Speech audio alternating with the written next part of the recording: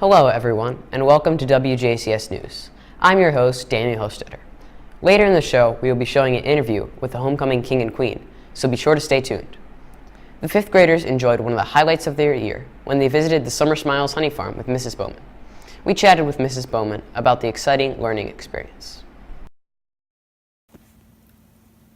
I'm here with Mrs. Bowman, 5th grade teacher. She's going to tell us a bit about the field trip they took to the apiary a couple weeks ago. Okay, so first question. What exactly is an apiary? An apiary is a farm where honeybees are raised. So what personally is your favorite thing about taking the students to the apiary? Not just taking the apiary, but just the whole topic of honeybees. When we study insects, when we study honeybees and their complexity, we see the glory of God, and that's my main desire, is that children would see God in what He has created. The honeybee society is so complex. They're very social.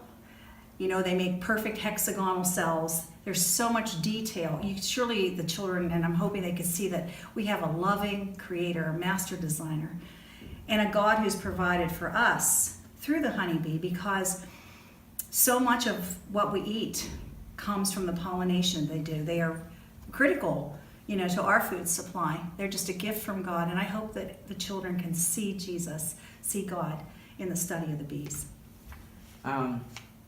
So I heard you saw some other animals at the apiary. Is an apiary just a place for bees, or? Well, it used to be.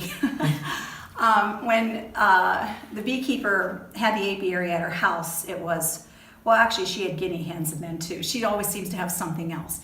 But they live on a big farm now. She's moved the apiary into a very large area, many acres. And so they have the big barn. She can expand. And if you think about this, if she's depending on just honey to sell, and there isn't any, there's got to be other ways to make money. They sell eggs, they sell meat. So she has expanded, to have other animals on the farm. And this year there were quite a few more, a lot of pigs and chickens and goats, so there's a lot. So how long have you been taking your classes to apiary, and why? Well, I think I've already shared why. It's a wonderful follow-up to this study. It gives them a hands-on experience. They didn't get to do it this year because there was no honey for harvesting, but in the past, the children have got to take actual frames from the honey, from the hives. They've got to comb off the wax cells, put those frames in extractors, turn the extractor around, see the honey flow out. They've had a lot of hands-on experience. Which really makes learning fun. They didn't have so much of that this year, so I think having all those animals there made it really fun for the children. How long have I been doing it? I really don't know for sure. Maybe about 10 years, ever since I learned that this opportunity was available. Before I found out that Darcy Sander had the apiary, I would at times have different beekeepers come into the classroom and talk to the students. And so, this just is more fun to get out of the classroom and really see the bees, see the hives. Okay, well, thank you for your time. You're welcome. The 5th graders had a great time at the apiary. Homecoming is one of the most exciting parts of the year for students, patrons, and alumni. So the day started out with a 5K race at 10 o'clock, and then continued on to an alumni reception and chicken barbecue sponsored by the class of 2018. In the afternoon, past students gathered to play a fun game of soccer. At the conclusion of the game, a hymn sing was held. Finally, at 4 o'clock, the thing we had all been waiting for, the coronation. The class representatives were introduced one by one, and then all the homecoming king and queen candidates were announced. The 2017 homecoming queen for Johnstown Christian School is Miss Elena Miller.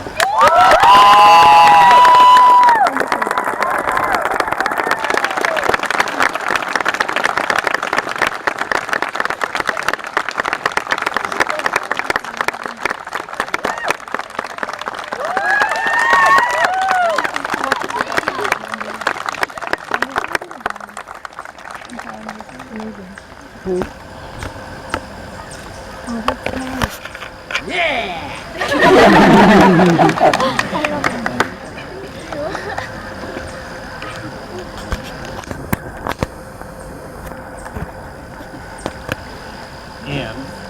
2017 Homecoming King for Johnstown Christian School is Mr. Nick Rohrbach.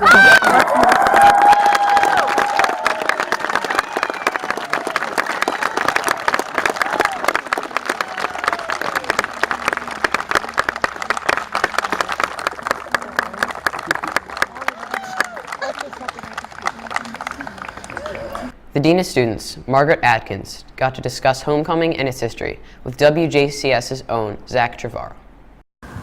Hello, Miss Atkins. We've come here to ask you a couple questions about homecoming. this year. Okay. My first question is, how many years has it been since homecoming has started? This is actually the 4th year that we've had homecoming and the coronation services.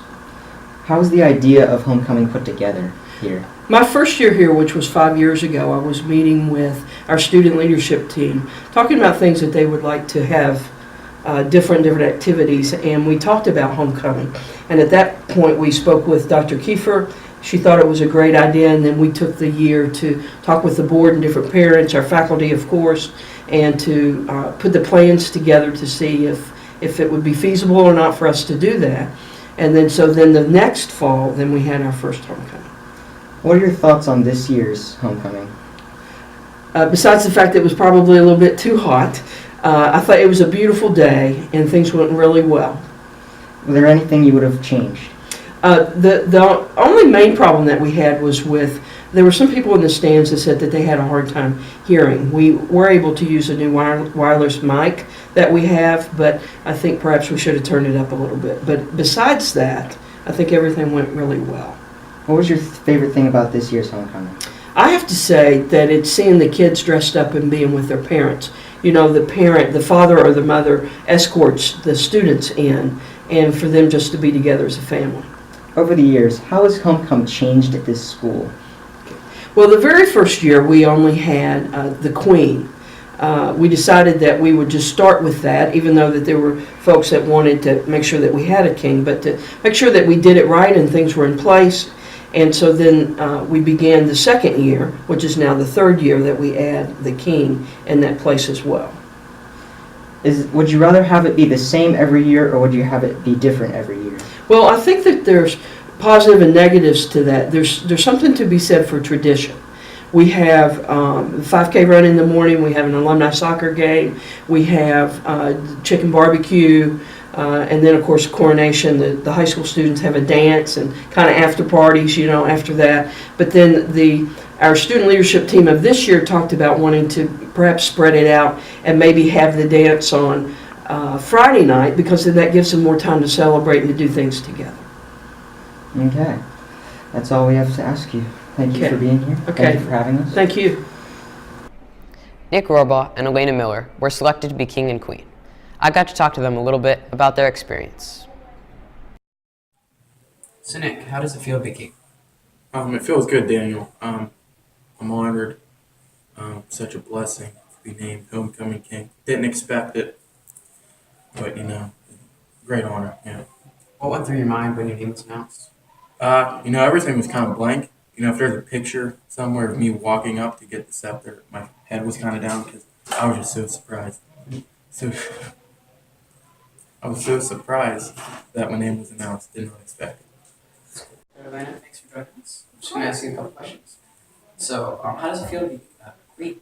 It's pretty cool. It was an awesome experience, and I'm honored to have the opportunity. So, what went through your mind when your name was announced? I was super surprised. It took me a minute to actually process that they said my name. So what's a way that you would represent the school when your time as queen?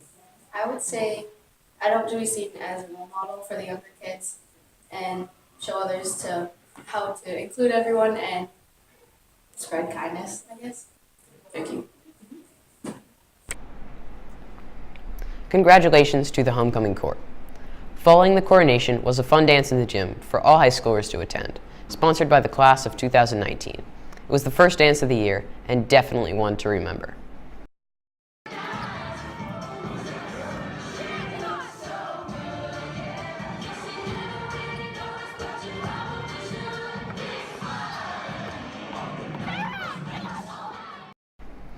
Chapel had a special guest on Thursday, Simba, a missionary from Kenya. Simba founded a summer camp system in Africa called Christian Best Camps of Kenya. He came to raise money for his ministry and share his story. Okay. Giving you a hard time. Yeah. Can you tell me about this Christian Best Camps of Kenya?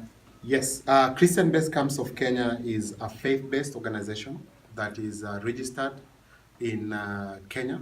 We are working in the slums of Kenya. We are in Kibera, Huruma, and Mathare. And the Lord also has enabled us to go to other countries like Uganda and Rwanda. What we do is that we take young men and women from the slums of Kibera and other slums and take them to a camp where they are taught the Word of God. So we operate on 5 pillars. There's discipleship and mentorship. There's a feeding program. There's a sports. There's guidance and counseling. And the other one, there's a feeding program. So that's basically what we do. So our aim is to develop young Christian leaders who will impact their community with the Word of God. Okay. Yeah. What made you decide to start this Christian Best Camps of Kenya?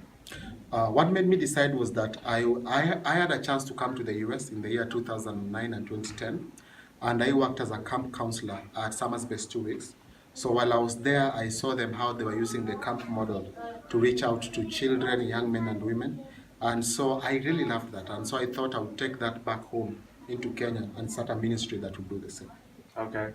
So how do you find yourself in the relationship with Jesus Christ? Wow. When I started getting to know Christ, of course it was a bit shaky because I was back and forth. But now I've reached a point whereby Jesus Christ, He is my all. Like I'm just all in there, because now I've come to realize that the price that was paid for me was not so that I'm into Christianity halfway. That's so that I'm all in. So right now, the Lord is my personal Savior, and I'm making Him known to the rest of the world. I've had challenges here and there, but even in those challenges, He has come through for me. Okay. So what do you think are the most crucial problems the children in Kenya are facing nowadays? A lot of things that they are facing in the slum is, number one, of course, we don't have our country right now is not politically stable. So there's a lot of unrest in the slums, and in the slums is where you have many young people. So when there's trouble, they're the ones who get affected the most, because they come in there and they hurt a lot of people. The other thing is most of them come from very poor families, and a family has got an average of 8 kids, so they don't have enough food, clothing, and also some of them don't get to go to school. Okay. Yeah. So the last question is, what is a piece of advice you would like to give to people who want to become missionary? One thing I would want to tell them is that if you follow the Great Commission in the book of Matthew, is that of course you're being asked to go out into the whole world proclaiming the gospel. And I would urge many people to join into this, because we are now in a broken world. When you look around, there's wars, there's famine, there's flooding, all those kind of things. And people are hurting. So people need people who will actually go out there and encourage them with the Word of God, which is true. So I think right now Christians need to look out more and reach out more to the hurting world out there. Okay, that's all. Thank you. Kwaheri, that means goodbye in Swahili. The athletics department held a painting party fundraiser on Friday. Attendees got to paint their own flower and bring home a masterpiece. Kevin Ju interviewed the painter who led the party. We are glad to have you here for our painting party this year. So, why do you name the painting Thousand Wishes? It's named 1,000 Wishes because it's a dandelion. And the tradition is if you take a dandelion and you blow it and the little seeds go into the air, you're supposed to wish for every seed. So hopefully there's 1,000 or more seeds on that, you get 1,000 wishes or more. Okay, that sounds good. So what is the biggest difference between this year and last year's painting party? I think last year I was here right before the Christmas holiday, and we did the major scene of the baby Jesus in the manger. It's called Oh Holy Night. So this one's a little more different, a little different technique. We will explore some of more details in this painting than in the last one. The one was more simple. Focus was on the star shining over the manger. So this one has a lot of more. We'll do a little different brushwork for this one, but still simple in simplified form. Okay, last question. So what do you think of the opportunity to be art instructor here? As far as an opportunity or what inspires me, It's a calling. You know, those who are an artist, just like if you're in music or theater or in fine arts, photography, for me personally, it's to take my gift that I've been given and share it with other people. So I do art on my own, but also I like to teach others. Some people that wouldn't even know to pick up a paintbrush or wouldn't do this on their own. Then they get inspired, oh, they like this, and they get the courage to maybe do it on their own or come back again. Thank you. Thank you. The school spelling bee took place in the gymnasium on the 13th. The top 2 spellers from each grade, 5th through 8th, advanced to the ACSI District B that will be held at the school on November 9th. The spellers that are advanced are Mary Hostetter, Noah Baker, Elena Monroe, Mikey Fردella, Sam Riberick, Lydia Hostetter, and Joelle Velasquez. Hello everyone, and welcome to the segment of the show we like to call Middle School Clubs. Each episode will feature a different middle school club. Clubs meet about once every 3 weeks and include drama, knitting, board games, service, and archery, which we will be featuring this week. We brought in the head of the archery program, Mr. Berkey, to talk about it. All right, thank you, Mr. Berkey, for joining us. We're just going to ask you a few questions about archery. So tell me a little bit about the archery program. What do you guys do? Well, basically, we shoot at targets, obviously, and we shoot at different distances, 10 meters and 15 meters. We get 5 arrows each round, and the object is to get them in the center. And there's a time limit the kids have to shoot each round, and that's about it. So what do you feel the students gain from learning how to shoot? Well, they obviously get to practice their math skills, which is good, because they have to add up their scores.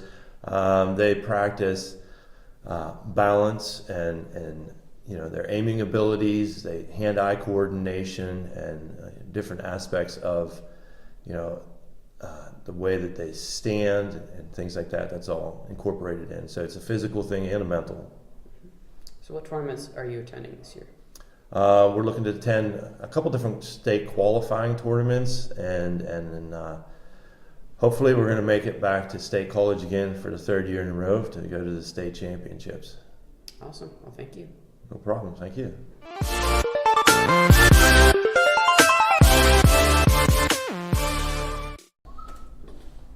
Hey guys, Daryl here with the sports. Our boys varsity soccer team suffered from a loss against Belleville Mennonite on the 17th, and their last game versus McConnellsburg was canceled on the 20th due to a lack of players.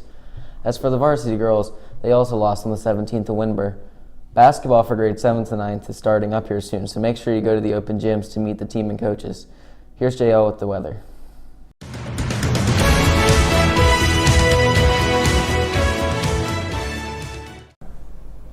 Hey guys, JL here, and guess what? This week's weather is once again dropping from the high 60s to the low 40s. And although the sun might shine for the rest of the week, the weekend will be wet and cold. Now let's go to Josh for some upcoming events. Hey, it's Josh here with some events coming up. First off, this Friday is looking to be pretty packed with the freshman and sophomore classes going on Service Day. Adding to this, the juniors and seniors have a field trip to DC, which sounds like it should be a blast. And next Wednesday, the cross-country team will be having their district meet. Also, November 9th is the ACSI District Spelling Bee, which will be held at the school. Thanks for tuning in, and peace out.